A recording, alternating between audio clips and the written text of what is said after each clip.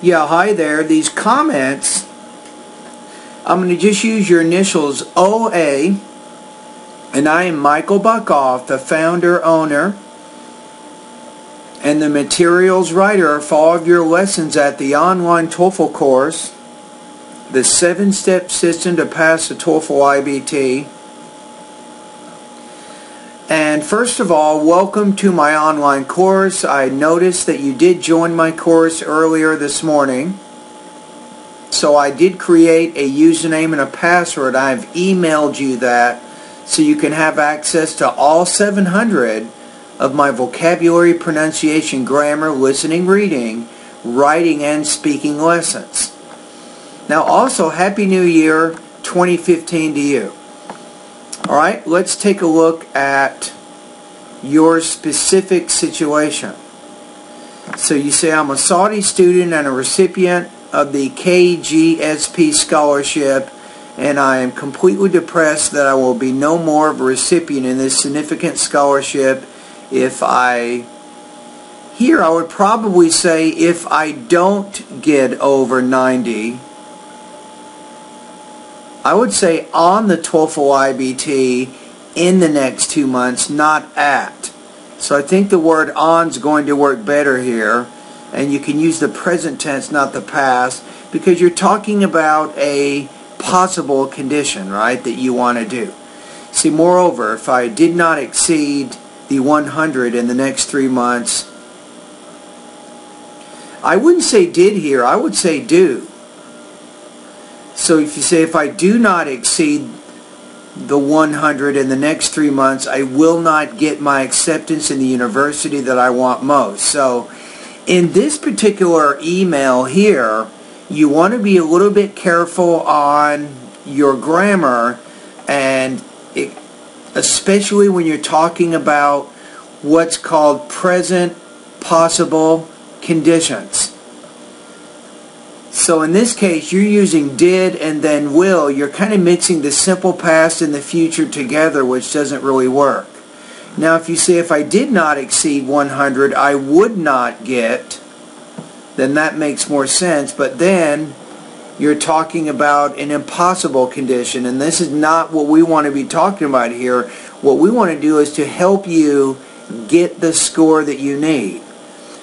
You say, over the 4 TOEFL IBT tests that I took in the previous 4 months, I only jumped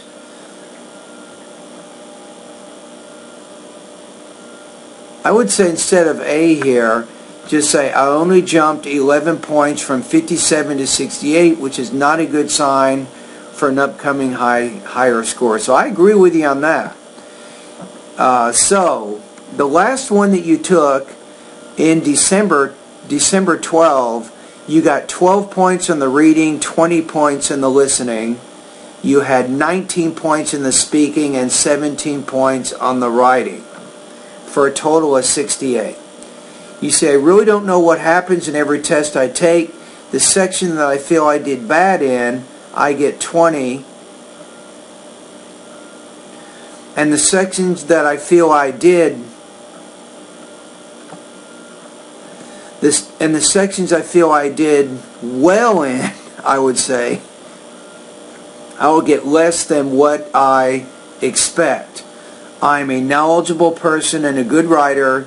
I love to read in both English and Arabic, and you can see from my college essays in the attachments that I'm a good writer. I feel my abilities are much more than what the test measures. That's why I'm hoping that your course will raise my scores to what I'm hoping to score in the period of 2 months. So here's a discrepancy, though. I'm going to be honest with you. Is I did read your essays. Your essays are actually very well written. You have good control of your language. You have good control of your sentence structure. You have a lot of specific details in there to support the ideas you're making. So, however, in the email that I'm reading here, you do have a lot of problems with your grammar. Even with your spelling, which can cause some trouble for the TOEFL. You say here, for example, in the sections I feel I did it you put will instead of well. W-E-L-L is what you want there. So you are having some problems with your writing, and I can tell from this particular email that you're having these problems. And you definitely don't want to be making these kinds of mistakes during the TOEFL IBT exam. So what conclusions can I draw from the email versus the essays you've written? Here's my conclusion. When you have more time to write, you might be consulting writing centers and talking with other people and getting opinions. Your writing is cleaner. It's more highly polished. You have fewer errors in your writing in the essays that I read that are attached to this particular email. However, in the email that you've written here, you have a lot more errors in this email than in the essays that I've read. So the email that you wrote, you didn't have the same time. You wrote it probably in a period of a few minutes, so you're making more mistakes. So you have to learn to make fewer errors with what we call essay exam type writing. So you'll notice, OA, I can use your first name here because I'm not using your last name. You can notice, Osama, that you have to get to the point where under pressure, under time constraint, you learn how to write more highly polished type essays for the TOEFL exam. Because if you take a look at your writing here, in all parts you had 11 points, 15, you have 12, and you have 17. So you're not as high as you need to be on the writing section of the TOEFL exam. So you will start completing writing practice tests in my online TOEFL course. And I don't really have a time limit on them, but I do recommend for you, maybe the first essay you write, you might take 45 minutes. You might take a little bit longer than the actual TOEFL, which is 30 minutes for the independent writing exam. Then the next essay you take, you'll take 40 minutes to write it. Then the next one you'll do 35, and then finally 30. So you want to see how well you do when you do 30 points. You have to get used to writing with a higher level of polish and with a lot of detail in a short period of time in order to get that really strong score there. Now the other problem is you do have a lot of problems with reading. Reading is really causing you a lot of trouble. You had 10 points, you had 13, you had 10, and you have 12. So on all 4 TOEFL exams you took, you didn't do very well at all in the reading section. So I do have some suggestions for you, and I'm going to go over these right now. Okay, so let's take a look at some suggestions of things I think that are going to be beneficial for you. So I have basically 6 suggestions, 6 things that you can do that are going to help you. So first of all, reading is a very serious issue for you. So you need to really pay attention during this part of the video. So the first thing that you want to do right now, Osama, is keep reading about 45 minutes every day. This is very important. You may not like it. It might be boring to you. You might be impatient. In the beginning, I can tell you're probably going to have trouble concentrating, but this is your first step. You can read magazines, newspapers, and longer books. Now, this first suggestion has nothing to do with my online TOEFL course, but it has everything to do with you getting used to reading in English. Now, as you're reading, make sure that you take notes. You need to get used to writing down the main and the most important supporting points of the reading passages. Now, my second suggestion is for you to do the same thing with listening. Your listening is not that strong either.